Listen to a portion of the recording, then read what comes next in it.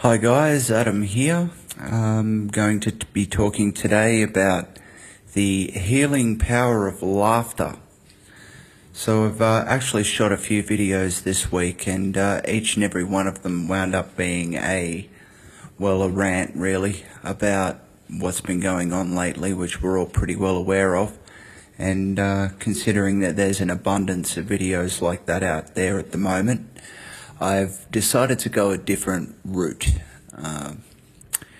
So one of the most contagious and infectious vibes that we can have is a good laugh.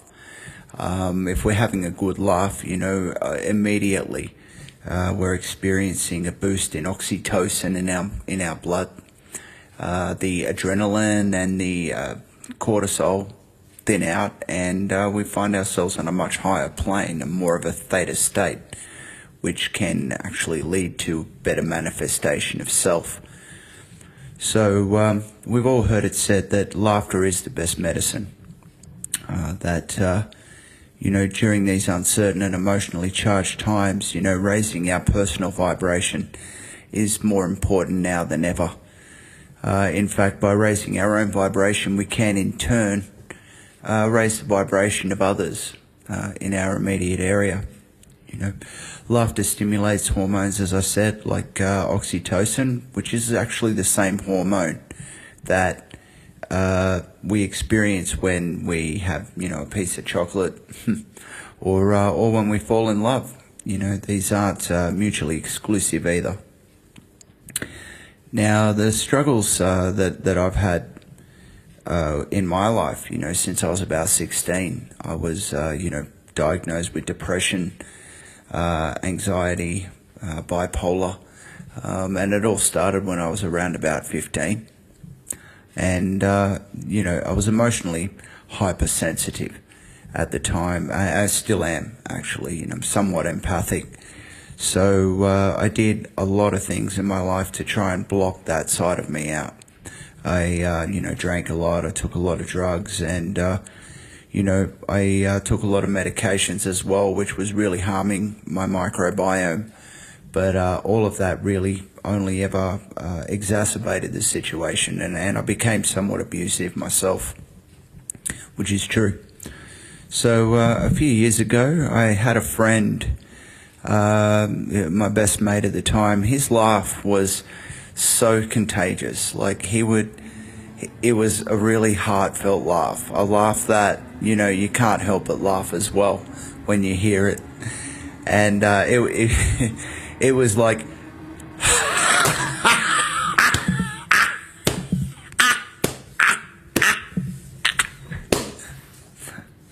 and even just doing that now, I can't help but laugh myself, so that brings me to my next point, that in the language of laughter is really also the language of joy, and as I've covered in previous videos, so joy being confidence, being, being able to stand in your own, joy without the need of external things, which are, currently being threatened to be taken away. So, when I think about it, a violent or angry protest, of course, will be met with resistance and force. And we've seen that recently in Melbourne and in Sydney as well, whereby, the powers that be do know how to handle violence. They've been dealing with it, since the dark ages. So, I try to think about it like,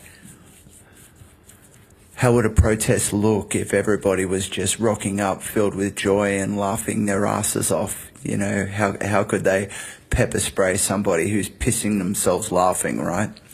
So that's a different take on things, a very different take on things. So with that kind of an angle, you don't really fight fire with fire, you fight fire with water. And fear doesn't know what to do when you're laughing. It doesn't have a clue. So it gets confused, and we're feeling the joy regardless. It's an inside job. So, even if it's only you that shifts, from forcing a laugh yourself, then, your vibration is going to be on a much higher level, a level where you're manifesting a more authentic self, in that you can create whatever your mind believes and conceives from that space. And, while we're speaking out, proliferating, actually, what we're seeing in the news, the numbers are bad, it's getting worse, and everything else that we are tempted to say is in fact fueling the situation. If we could vibrate on a level where joy is our predominant motivation, then we're looking at a more joyous world. More of us will be vibrating on that level, and conceiving and believing and creating a better world for all of us. So that's the power of forcing a laugh. That can really set off a chain reaction where you're seeing things in a very different way. So if you're making clearer decisions, you'll be more authentic to who you really are. Now, I know these times are threatening to the survival of ourselves in a way of life that, we've become quite accustomed to. A lot of our things that we have worked very hard to accumulate throughout our lives, some more so than others. And it's incredibly threatening. And I understand that, and it's hard. But not everyone's in that boat.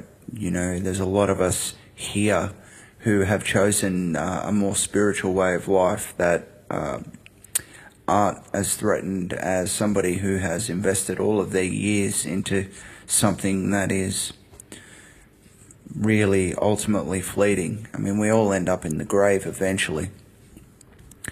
So, it's important to look a little deeper, and look at what these things are supposed to be stimulating within us, So, if it's a relationship, what do we really want? We want to feel love and to stimulate that love. What can we do that doesn't depend on an external source? And having a really good laugh, like I said, actually stimulates oxytocin, which is the same chemical hormone that gets released when we're in love. So it's quite interesting that we can actually manifest that without the external sources of people, places, things, situations that we look to validate and reinforce our egos. So the possible evolution of humanity is here and now, to have an emotional independence from a system that ultimately is manipulating by threatening to take away the very things that are, illusory at best. So it's hard to cop, but true at the end of the day. So some ways that you can stimulate laughter is to, have a silly laugh like my mate, funny cat videos on YouTube are a way I like to get a good laugh up. I mean, if cats aren't your thing, there's plenty out there that will actually make you laugh. A good tickle. There's plenty of ways to actually stimulate that response. And when you're vibing higher, people around you will vibe higher as well. An example from my life, I was working in a charity fundraising call center for a number of years. It's going back a few years now.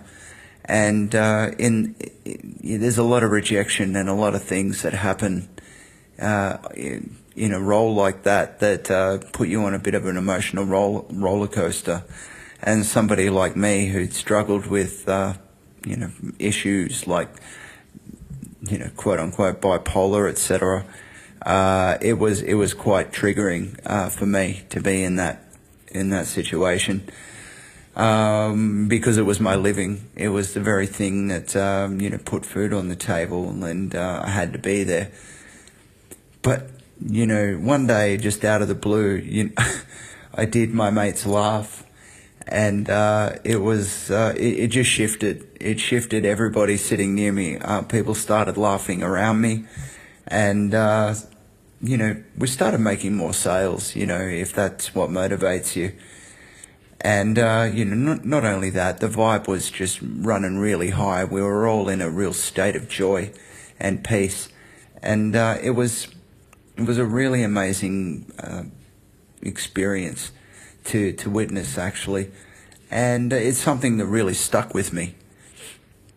So I guess to sum up, peace is at hand. It always was and always will be, when we align ourselves with the more authentic side of what we truly are, in the non-dualistic sense. So where attention goes, energy flows, people. So yeah, just something to be mindful of. And I don't think there's any more pressure they could put on us than we're actually putting on ourselves.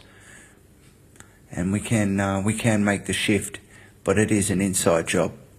It's an inside job, folks, and I hope you make it. Alrighty, so namaste and peace, always and in always.